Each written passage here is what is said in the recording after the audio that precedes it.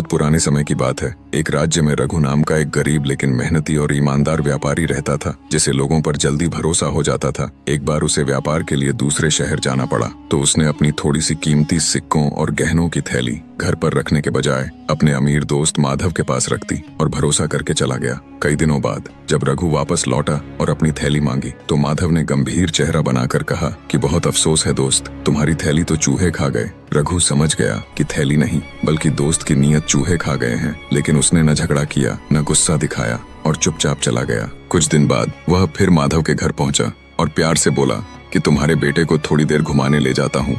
माधव मान गया। रघु बच्चे को लेकर चला गया और अगले दिन अकेला लौटा तो माधव घबरा गया और चिल्लाने लगा कि मेरा बेटा कहाँ है। तब रघु ने बड़े शांत स्वर में कहा कि रास्ते में एक बाज आया और बच्चे को उठा ले गया। ये सुनकर माधव गुस्से में बोला कि बाज भी नायब इंसान का बच्चा कैसे उठा सकता है। तब रघु ने उतनी ही शांति से जवाब दिया कि जैसे चूहे कीमती थैली खा सकते हैं, वैसे ही बाज बच्चा भी उठा सकता है। बात राजा तक पहुंची और दोनों राजा के दरबार में गए। राजा ने पूरी बात सुनी और मुस्कुराकर माधव से कहा कि अगर चूहे कीमती थैली खा सकते हैं तो बाज इंसान का बच्चा भी उठा सकता है। ये सुनते ही माधव डर गया और उसने सच कबूल कर लिया।